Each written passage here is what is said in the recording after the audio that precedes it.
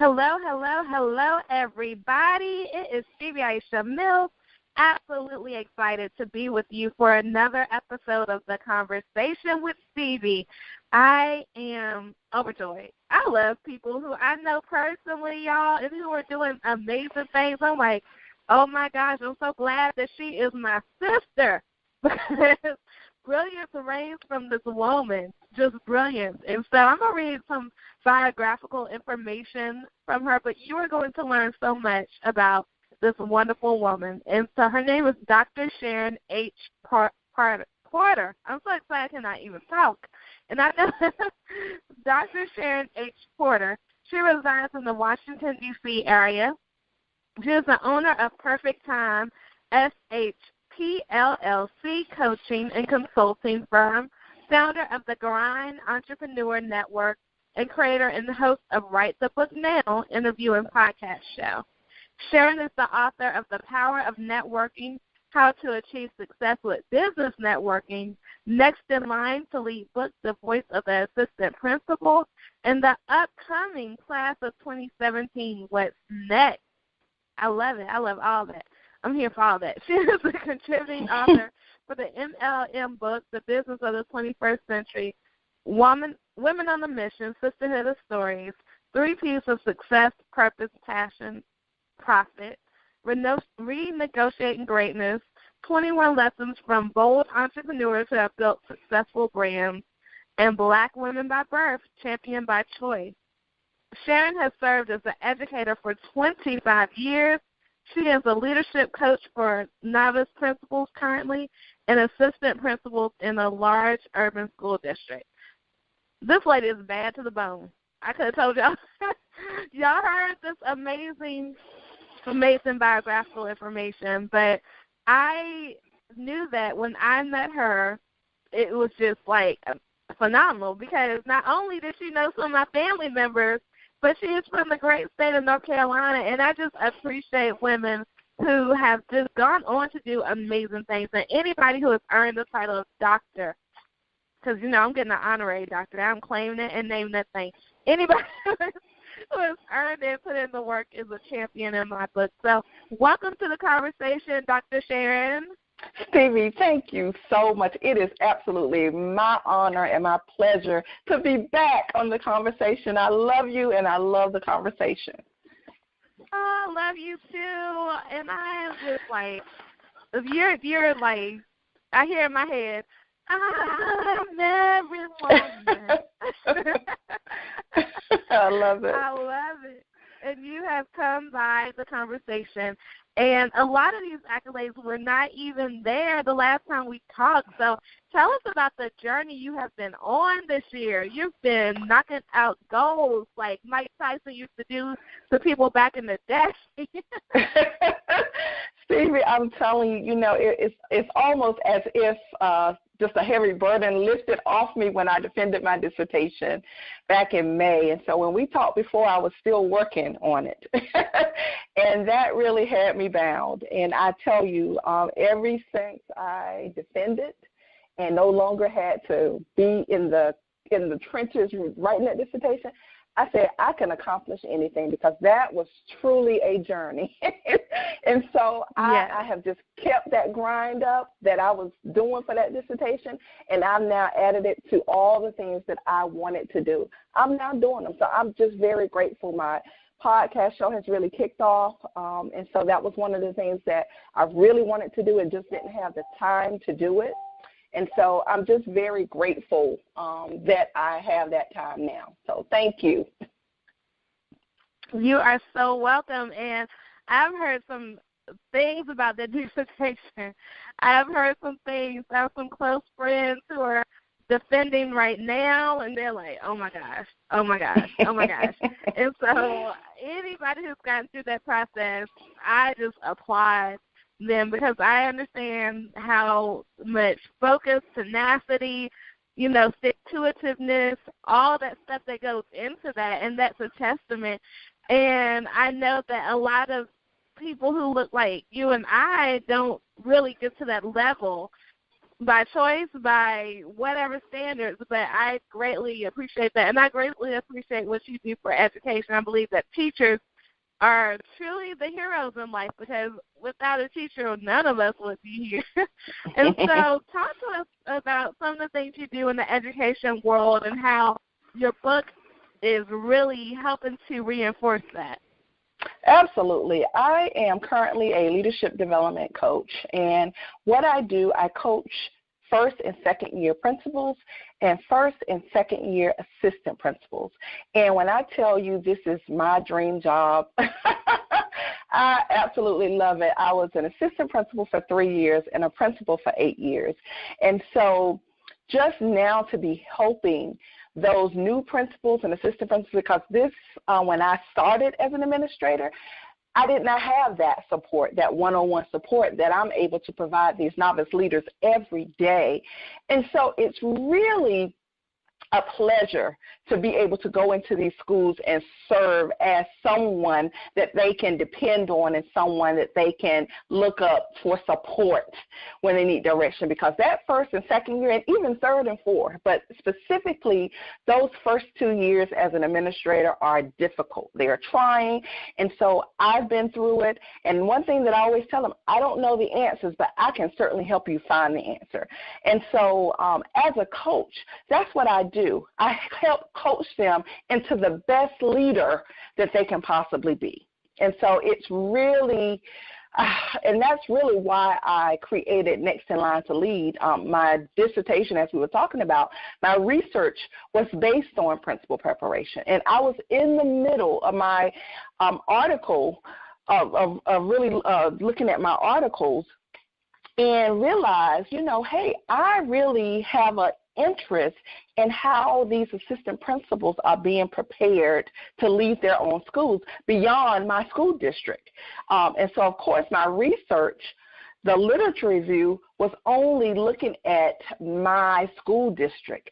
And so I start writing my book in the midst of my dissertation. Call me crazy. So I started writing this book and interviewing assistant principals from across the country to see how they are being prepared to lead. Because one thing for sure, you have to make preparations for a leader, and that's not just a school leader, that's a leadership across the board. And so leadership matters. That's the most important thing that I got out of my research. How you prepare leaders matter. And I often tell them that I don't care what program you're in, I don't care what professional development you get prior to becoming a principal, it's not going to be anything like being in that seat and being the principal, because that's where the real experience is going to come. And so, but what it does is at least help prepare them to face all that you have to face as a bidding principal. So that's really what my book is about, and I am just so honored. It was 9 assistant principals. So far, 2 of them have been appointed principals this year. So we are just celebrating. We are just celebrating. Wow. And just know that they're going to be more because they're actively looking. I'm actually helping them. And so the goal is that all of them will become building leaders here in the very near future. So I'm excited about that. Yes. And one thing I know for sure, I've done some work as a substitute teacher, and I've gone in all kinds of schools from elementary level all the way to high school level, and it's amazing. You can tell the principals who are involved in the school, like the leaders who are in the school, you can tell that. And some environments are like, I don't want to be here, but some are like, I want to keep going. And you can tell through everybody, the whole culture in the school. And so talk a little bit about that. What is the difference between somebody who's just here for the check or somebody who takes pride in their whole being, like who's on board for the school and really supports the teachers and the families and everything? Absolutely, and that does start at the top, and not just at the top of your school, even though definitely your school leader is is really the key component to your school's climate and culture, but that's your culture of your school district in general. And so it's really top down. You have to be vested in the commitment of your school district. I don't care what is going on. And I often say this throughout our journey because my specific school district, we've been taking some hard hits. But one thing that I can say is the majority of the leaders and the teachers are vested in seeing the promise of my school district come to pass. And so it has to start at the top. So not just that leadership, but it has to start at the superintendent level and then be trickled down. And so that's what you see. When you talk about school culture, you first got to tame that climate first. And one of the things that people confuse is thinking that the culture and the climate are the same, and they're not. The climate can change from day to day. The culture is what you want to make sure is intact, because depending on the day, the climate can change. But you want to make sure that that culture is conducive to learning for those students, because that's what counts. When you walk in the door, especially as a substitute, and that's a great temperature, because you are someone who is not in that building every day. So when you walk in that building, you begin to hear and see and feel. You can tell exactly what kind of school that is. Do they empower those students to be all that they can be, or just do they not care? You can tell that. And so when you have a leader that's vested in the promise of their school district, you will feel it, you will see it, and you will hear it. And so before any learning takes place, the culture and the climate has to be in check. And so, and you hit it right on the nail. So leadership matters. I cannot say it enough. And also, you have to be authors of your own story. You cannot allow other people to tell your story for you, because they're going to tell it from their perception. And so it's important for school leaders, teachers in the building, everyone that's vested in that school, to be a part of authoring the story that they want put out about their school. And so it's just very important that you definitely can't be here for a check, because, you know, that, I mean, you can't do that. You will be burnt out and ready to get out the door. You have to have the love of education and put children's interests first. Awesome. And so let's talk about the balance between being an entrepreneur and being someone who loves their job. Because a lot of times it's easy to become an entrepreneur because, you know, you might not love that job. Exactly. Who actually love their job. Yes. We're talking about that balance and how that has really been brought to life in your life. Exactly. And Stevie, that's why when I started my networking forum, The Grind, I really had like a broad lens. And so I really had to stop and revamp that, because I had to really think, I'm a champion for the parallelpreneur who has no intentions of going full-time in their entrepreneurship. Those are my people. And so what I do with that balance, it's funny, I was just talking to someone before, even though when you're a full-time entrepreneur, that's your grind, that's your hustle, so you're going to go all out for that. When you have a 9-to-5 and one that you love, it can become difficult to step out there to do your own thing. And so that's where I bridge the gap for those entrepreneurs. And right now, I'm mainly focused on educators that want to start their entrepreneurship. Because one thing for sure, as educators, we wear so many different hats, so many skills that we can tap into. And so that's what I bring out of these educator entrepreneurs. And so as a parallelpreneur that loves their 9-to-5, you have to be committed to seeing your dream and your passions come through. Because I'm telling you, when you work a 9-to-5 and you get off work, you've had a full day, it's easy to sit up and watch television or go to sleep or something. But if you're committed, then you have your schedule lined out. I'm a 3 a.m. riser. Every morning, I'm working from 3 a.m. to 6 or 7 doing my grind, my hustle, all of the things that I need to do, because I know at 7, I need to start preparing for my day, for my 9 to 5. When I get home, I make sure that I try to get home by 5, because my day starts on my part-time at 6. I'm either making calls, I'm doing conference sessions, I'm doing coaching sessions, I'm recording podcast interviews. All of that has to take place either in the early morning or the evening. And so, if you are involved with other people, you know that that's going to take place after you get off from work, because nobody's going to be up with you at 3 a.m. So you just have to be committed. And I think the commitment really is greater than people think, only because it's so easy not to do it. Because you got that paycheck coming in every 2 weeks from your salaried position. So you have to have that hustle within you to say, I'm doing this for me. No, I don't need this to pay my mortgage. No, I don't need this to pay my car note.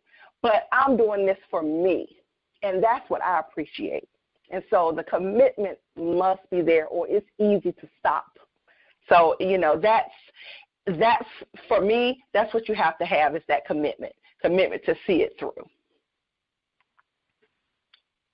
You said a lot within that. The first thing I heard you say was about really figuring out your niche, as some people say. Right.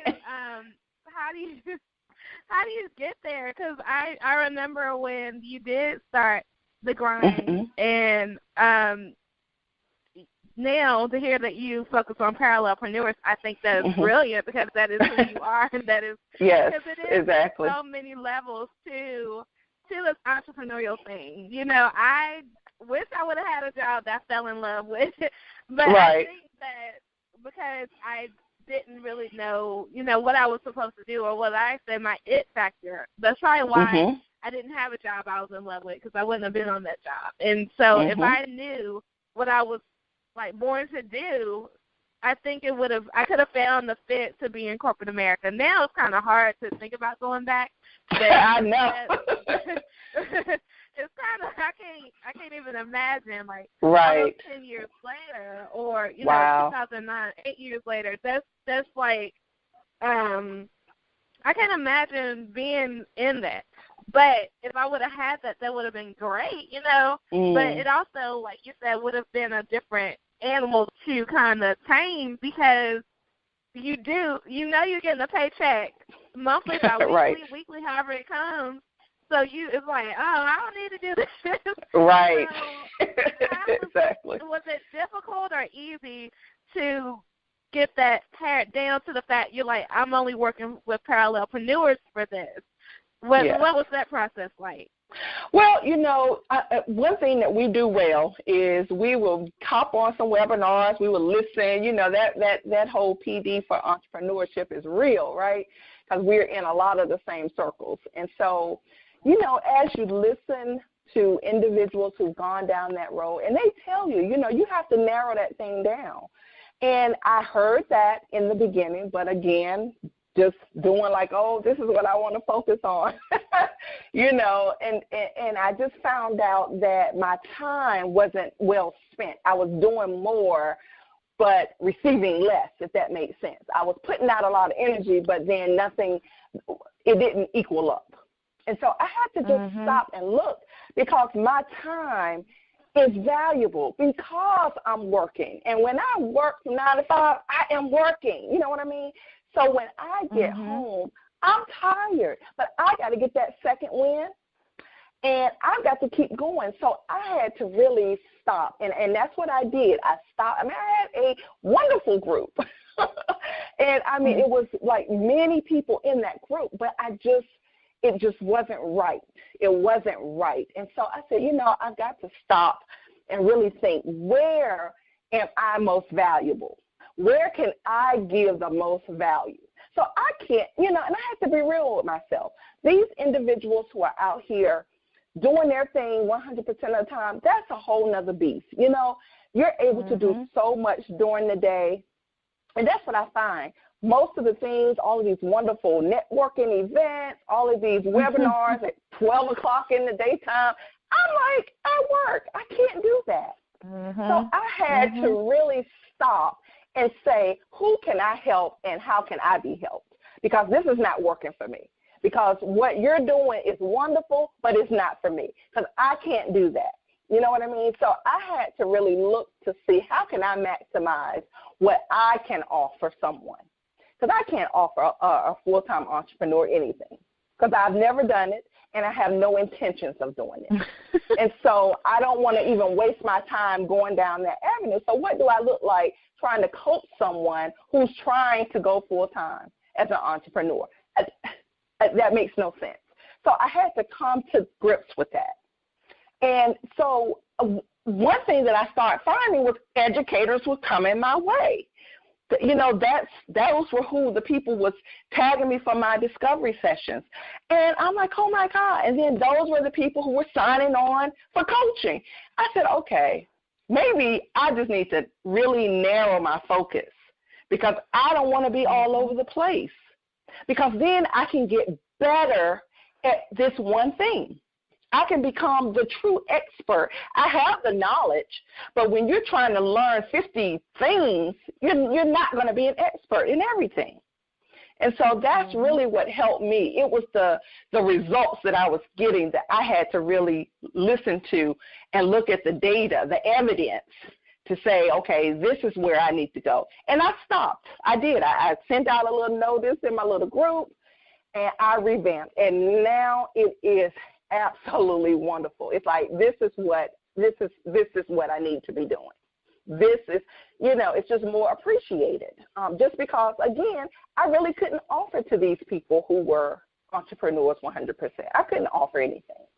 So I'm grateful that came to me, and now I see the benefits of what I'm doing. So it makes sense now. Mhm.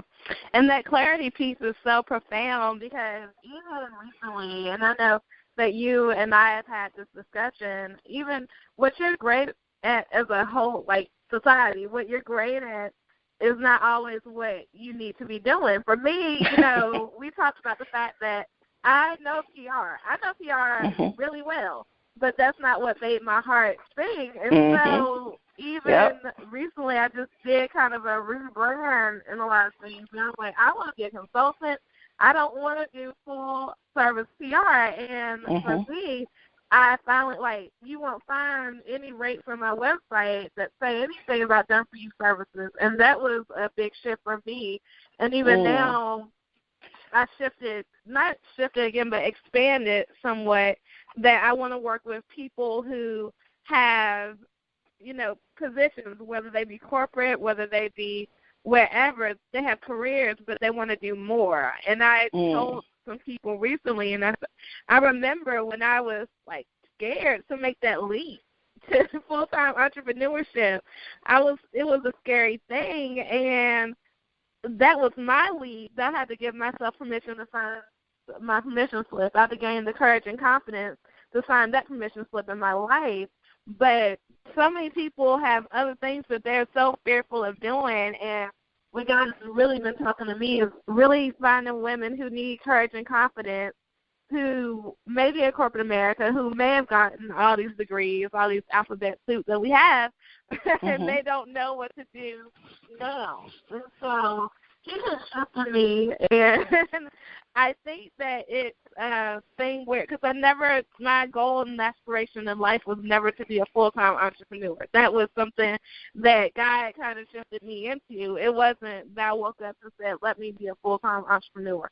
I greatly appreciate the fact of career. I can see myself as a parallelpreneur if I found the right job, but if I don't, then I will be full-time, because I can't go back to not feeling free. Right. I've had a taste of freedom for way too long, so being in somebody's confined space would not be good. But, I said all that to say, once people understand what's good for their life and they make those decisions, then it does attract the right things in their lives. So like you said, when you made that decision, the door opened up even wider, because that is what you're supposed to be doing. And so I think that's absolutely phenomenal. And we have just a few minutes left. Oh, my gosh, the conversation always flies.